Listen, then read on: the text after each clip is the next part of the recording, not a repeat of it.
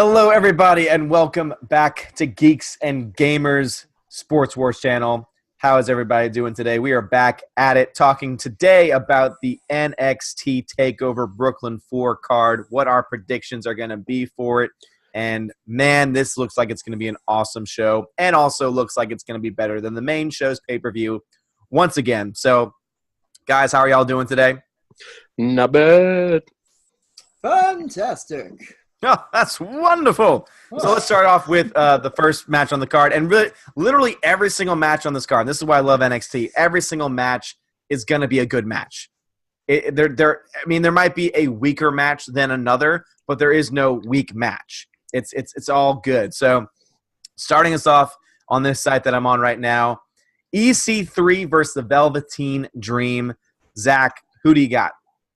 I want the fanny pack to go over. So, but no, it's going to be EC3. Fanny pack is more over than Roman Reigns will ever be.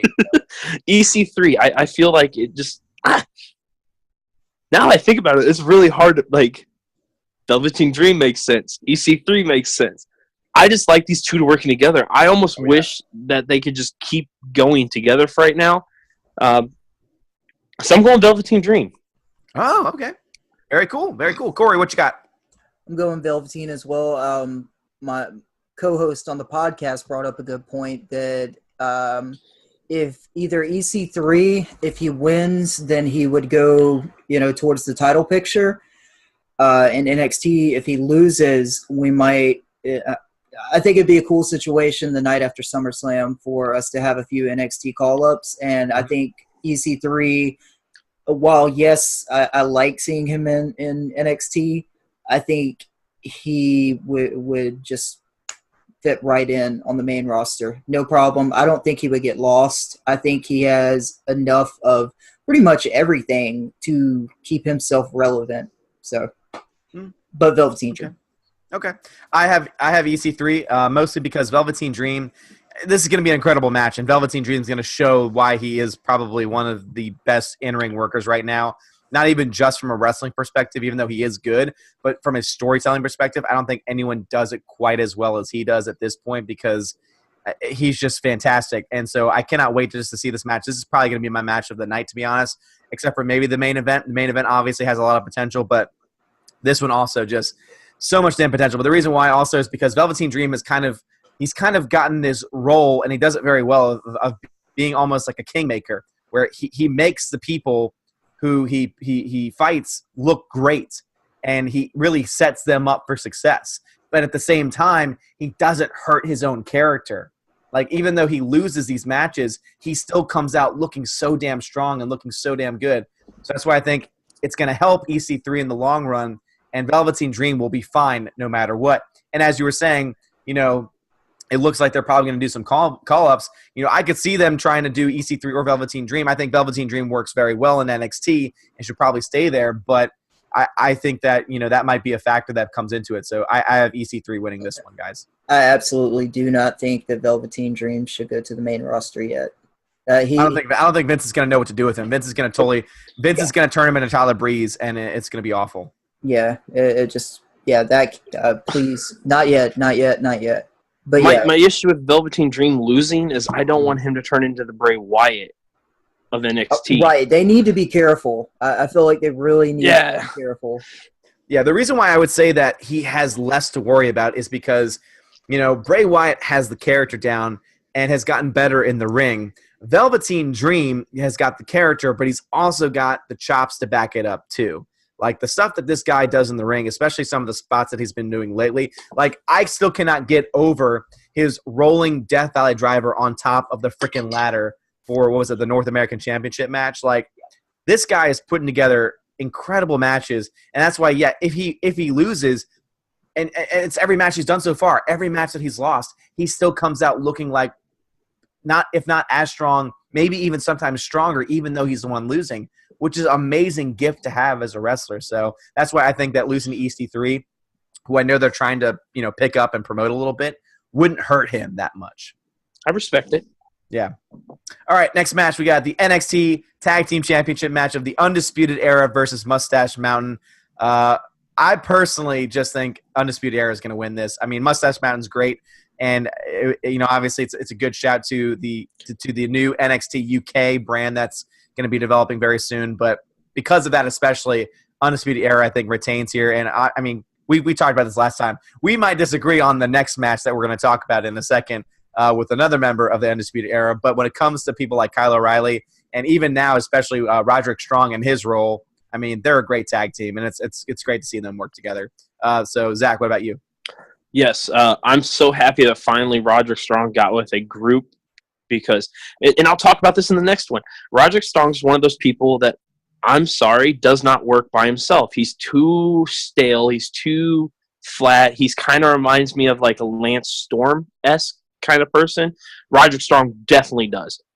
And he works better with a group. And having Kyle O'Reilly, who, like you said last week, right here, this pinky finger has, that's what Kyle O'Reilly has in his freaking arsenal. It works. I almost want to see Mustache Mountain win for the simple fact that I think it would be really cool that they start off UK as tag team champions for both shows. So I'm going with the Mustache Mountain for that simple fact because I think it'd be a cool aspect. We haven't seen something like that since RVD winning the World Heavyweight title with the Money in the Bank and then winning the ECW title. So I think it'd be a really cool way to kind of connect the two shows without connecting the two shows. Because I have a feeling that the NXT UK brand is going to influence NXT and NXT is going to influence UK. So having those two shows kind of like cross over with Mustache Mountain being the guys that have the tag team titles from both shows, I think would be a cool aspect. But I would be okay with Undisputed Era leaving, but I'm still going with Mustache Mountain. Okay. All right. Very cool. Corey, what about you? Going with Undisputed Era for the same reason that you said with the UK brand. I want to ignore what you said so bad. I really do. But I can't. Roderick Strong is so much more than a guy that only does well in a team. I mean, and we don't have enough time for us to go back and forth on that. I'm just going to say that is how I feel. Just hold back, Zach. But I'd say we're gonna hold off for the next match because that's when we're gonna go off. That's when we're gonna go off is in the next match. But eventually we have got. We'll get there. Yeah, we'll talk about Roderick Strong. We'll talk about him. We'll have that conversation, that debate in another episode. But the main reason why is because of this next match. So, North American Championship match: Adam Cole, baby, versus Ricochet. One and only Ricochet. One and only. And here's the simple fact. Okay, so last week you guys tore me down. You guys belittled me. You guys everything, anything under the sun. I went back and I want you guys to know that this last week I have done research. I have watched, and I have watched. Roderick Strong, not Roderick Strong, but Adam Cole. There he goes. Is good. On somebody else. Sorry, Adam Cole is good. I don't hate Adam Cole for being a bad wrestler because he's not. That's not the facts at all. I think Adam Cole does better, just like Roderick Strong, in a group. I think when he has a group dynamics, he's a better character. I think he totally flourishes in a group standing. As a solo guy, I think he's just an over-the-top, obnoxious showmanship that's just so bloody, just pathetic. And I'm not a Shawn Michaels fan either. So, like, that pisses a bunch of people off. So, when I see not Roderick Strong, because now we start talking about that. When I see Adam Cole, all I see is a washed-out, generic Shawn Michaels. And I'm sorry that is the way I feel about him, but I do have respect for him. He's a great in-ring competitor. Every one of his matches that I've watched and seen, I've enjoyed. But I do not like him talking. I do not like him doing any actions or showmanship stuff. He's just a rocker wannabe. Yeah, I would take what you're saying with respect if you hadn't earlier defended Carmella. Because if you're going to talk about a bland, generic diva, flipping it over to that side, there's no difference between the two. in your mind at least. I respect it. I respect what you're saying. I totally get where you're coming at. What the I fuck? just don't. What is this respect? Fuck that. Y'all fucking go at it. This don't know. We are not fucking shaking hands. You guys are not exchanging drinks. Fuck that shit. I want to see blood. I want to see the jugulars fly. I'm never gonna be. Literally, the only thing I like when he talks is the Bebe. I think that is fucking solid, but everything else, he's a decent mic worker. Like, I enjoy him on the mic, I guess. I'll give him that. He's a great in-ring worker as well. I'm not saying he's bad at in-ring. I'm just saying it's just in-ring psychology as well. It's just too much of a Shawn Michaels washed-out rocker.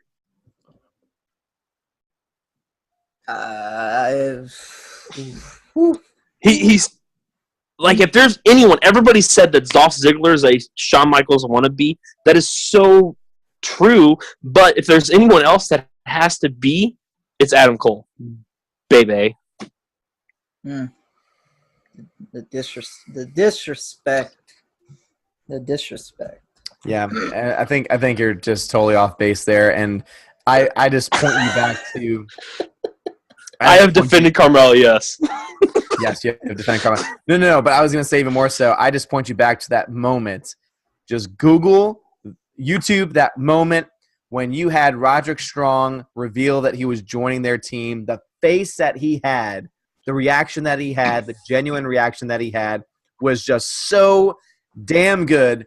And to say that he is just a carbon copy of the Rockers, that he's a washed-out rocker, is just such an oversimplification of an amazing character with amazing mic skills and amazing in-ring work. Even on a smaller scale, think about when they did the NXT on USA and it was him against Aleister Black.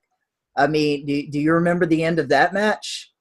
Because that made me. I didn't know a lot about Adam Cole. I'll be honest, but that made me open my eyes when right before he got the black mask and that whole scenario. If you don't remember that, go back and watch that episode. But yes, I have the utmost respect for Adam Cole in that ring and what he does psychology wise, but I just do not find enjoyment out of him. I am sorry, not sorry.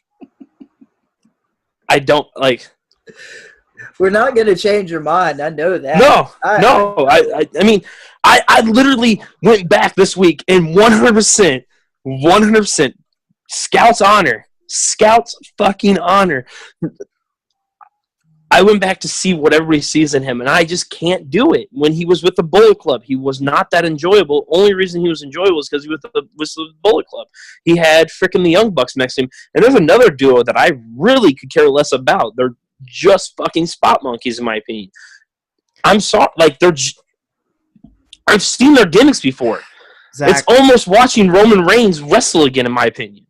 Zach, where's your joy, man? I'm sorry.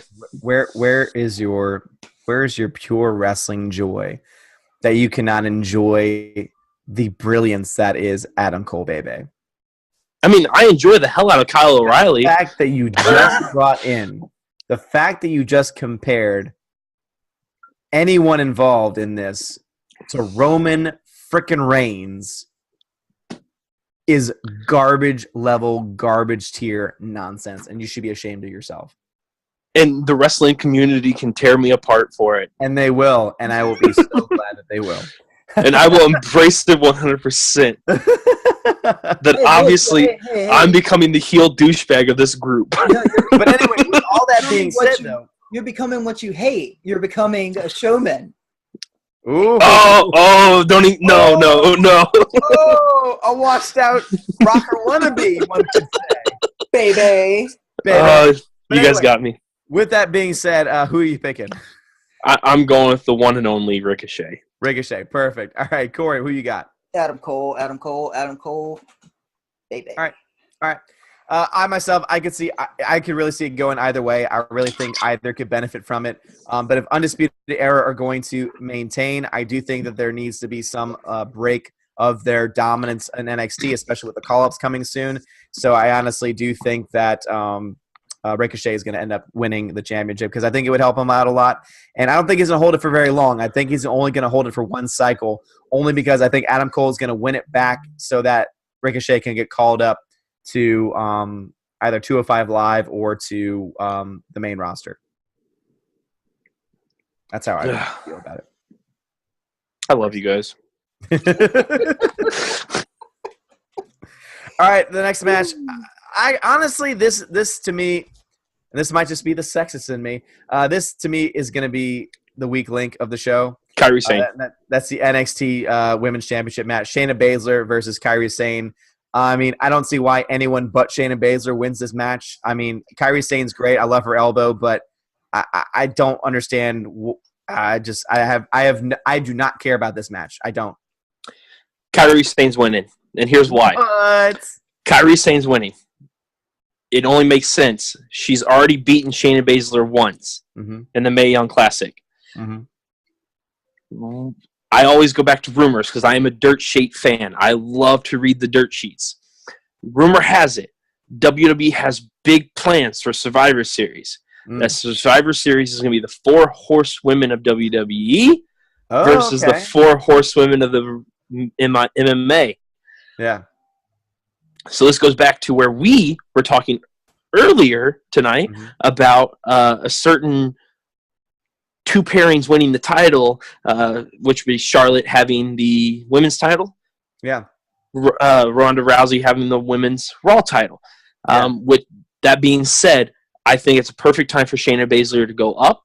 I think she's done and I was not sold on her when she first came in. I was like, this chick, and I said it last week in NXT show, but she has come around to be a great heel. I wouldn't say great heel, good heel, good heel.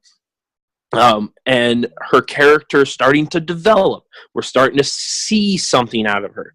So with that being said, I think it's time for her to drop the belt to Kairi Sane and move forward with a hopeful call-up.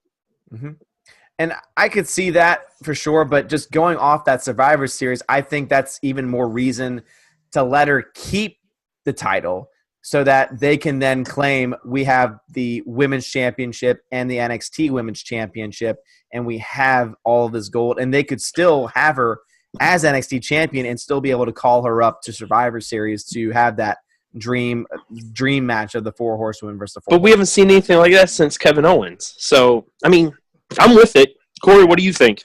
But then on top of that, there's the small rumor about a women's tag team title coming out, and possibly for Evolution. So you could have Sasha and Bayley win that, even though I would much rather see them feud. But them as the tag champions, I know I'm pulling stuff out of here and here and here, but think about that. That's even more reason for Shayna Baszler to keep the NXT title and for them to have. But what the fuck are we talking about? Because I just do not see WWE doing this because it makes too much fucking sense.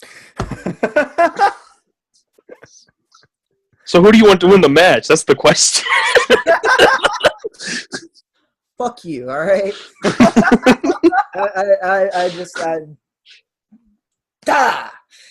Anyway, Shayna Baszler. Yeah, I think Shayna.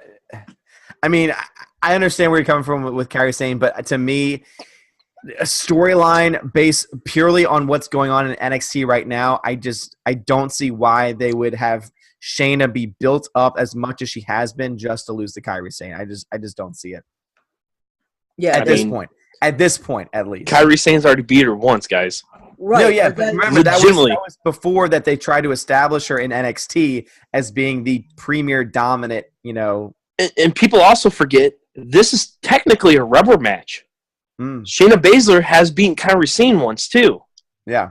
Right, and that's another. That's why I think Shayna's going to end up winning it because I'm sorry, who are they going to put more stock behind, Shayna Baszler or Kairi Sane? Yeah, I can't even. Who thought they were going to put so much money behind Asuka? I did. A lot of people did when she came in. I totally did. I don't know why I said that because I'm with you guys on that. I knew it was going to happen too. But. Well, that's just fantastic. I just want to argue with you. I just wanted to get my opinion out there. I'm just trying to get the gears moving. Let's go to the next match. Yes, well, it is the final match of the night, and it is the last man standing match, the match that we've been waiting for. Tommaso Ciampa, the champion, versus Johnny Gargano. Unfortunately, Aleister Black out with an injury, but I will say that I think this is probably the best, if not maybe even a better situation. I hate to say it because obviously I love Aleister Black. I'd love to see a triple threat match between all three, but God, I can't say I don't want to see these two beat the crap out of each other again. So Tommaso Ciampa, Johnny Gargano. Corey, who do you got?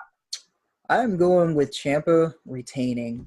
Mm-hmm. I think that he needs to keep the belt. He doesn't need the belt necessarily, but I think it adds so much more to such an awesome character. And that adds even more character to Johnny Gargano as well, because you saw that little inkling of him becoming what he hated, and it keeps going back and forth, and you see it just little, tells in the ring, facial expressions and the way, that things come across to him. And I just feel like I could watch these guys go just as long as they're not putting them on TV every week in fucking random ass tag team matches. Like, I don't know, they do them Raw and SmackDown. We're not going to get tired of it. I just don't see it. They spread it out too well. Those guys work together very well. And I think if they wanted to, they could work this shit all the way up to 2019 and, have a little bit of filler in between, have Gargano go one way, and then have Ciampa go another way. so Zach, yeah, absolutely. Zach, who you got? As much as I am a Psycho Killer fan, and as much as I want to see Ciampa win, like always, I'm going with Johnny Gargano for the simple fact. Prairie tonight. You're just trying to pick the odd choices. No, it's his time. It's his time. It's his time to go on. It's his. Fair point. He's lost how many times to Ciampa? Like it's now Corey has me fucking up. He's lost zero times to Ciampa. To Ciampa, he's lost what, the 3, I think. 3 times. 3 times, I think, if I'm not mistaken. It's 3 times. So it's his time to win. It's his time to go forward. And if there's any call-ups that need to be done, I'm sorry. I'm pretty sure Ciampa is ready to go to the main roster. No. Okay, who else dominated and beat people over and over and over and over and over and over and just kept elevating himself years ago? Triple H. And I mean, I know people shit on, his heel run and everything, but to me, he had one of the best heel runs ever. I mean, when back in the 2000s.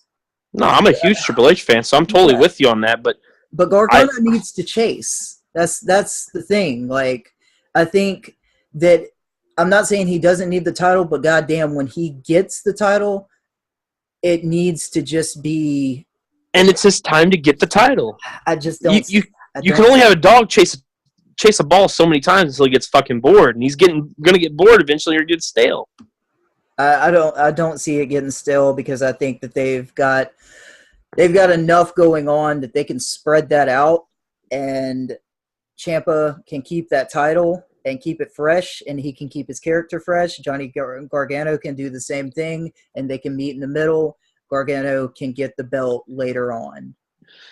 I mean, I hope you're right, but unfortunately, I fear of WWE writing and getting involved, and it's just not going to be that good. I mean, you cannot keep that same storyline going for so long, and it's gone on long enough. I've enjoyed the run. Now let's give Gargano it so that Ciampa comes back and gets it, and then you can go from there too. You can keep the storyline going with Gargano winning. It's just, to me, it's just not as interesting. I respect. Yeah. Okay. I just think that Ciampa needs to be just dominant. That's I would agree 100%. I'm totally with you on that because there's no better way to keep him alive because he is the psycho killer. So how much more ruthlessness that can he get? You bring up the Triple H character, and Triple H has done the cerebral assassin gimmick so well that have we seen some guy that's able to hone that killer instinct as well as that since Triple H? No, I don't agree with that. Like, I think Ciampa has been the only guy to have that killer style since Triple H. So I feel you on it, but I almost think it's time for Gargano to have a chance at the title. All right. We'll see. Yeah, I mean, I'm in a similar situation where I think that either one winning here would be a great decision, would be a great choice. But if I had to go with my gut on this one, I think that I think Tommaso is holding. I think Tommaso is retaining. I just think that he's too good as a heel champion in NXT. I don't think that there's quite ready yet to bring him up to the main roster. I think that he still has a lot to do left in NXT. I mean, just the fact that he comes out to no music and just boos, I just don't see that translating as well onto the main roster. And as I say constantly, and I stick by this, I get terrified of any character, of any wrestler getting their hands put on by Vince McMahon, because Vince McMahon just is notorious for destroying so many great characters. And to me, Tommaso Ciampa Gargano is probably one of the greatest feuds of the last 10, 15 years. And for even one of them to be destroyed by Vince McMahon, to me, would be an ultimate tragedy. So Ciampa, I think him, retaining here, staying down there, and I think both of them staying down here. And as you said, maybe going off in slightly different directions, but always being in the back of each other's minds. Having Johnny Gargano, you could give him a story arc where he starts to maybe even turn heel, where he just starts to go so crazy that he starts to do things to try and get back at the top, to try and go one more time with Tommaso Ciampa in one more match. I don't know. Now that you say that, now I kind of want to get on board with you guys. I know. Actually, I mean, it's just like there's just so many things that they can do at this point. Because the only no, go ahead. The only way that Ciampa comes to the on main roster and works possibly with the no music is he has to go and attack one of the biggest babyface. I mean, the guy that gets cheered like no other. So Roman Reigns, right? Roman Reigns? Right. There's no one on the main – there's legitimately no one on the main roster that gets that reaction right now cheered-wise. Except maybe Braun Strowman, but I mean, no, that's not going to happen. And even he is kind of inconsistent. It's just – I'm flipping vote. I'm going Ciampa with you guys. I want to go back. Can I go back? Back? You can go back. No takesy backsies. Odin and Corey have changed my mind. Doesn't happen often, but you know what? And to be honest, I think either of us we would be happy either way, because both of these guys are just amazing workers, amazing at their craft. I mean, Gargano is a perfect babyface. Ciampa is a perfect heel. And to be honest, I just think that we could see so many different directions with this. Like, obviously, some people might say, oh, we don't want it too much. But you can change Gargano. Like, he can go through such a change because he is already that killer babyface. But he is now getting just so frustrated, so angry. And you're I like that. See that, you know? I like the babyface doing the heel shit. Yeah, absolutely. Like, I mean, that reminds me of Neville back when he was trying to keep the title and he fucking cheated to win over St. I'm totally with Odin. You swayed me back. I'm with you. I understand it. I get it. Awesome. Well, I'm glad that we can agree on something. It's great. Friendship. Yay.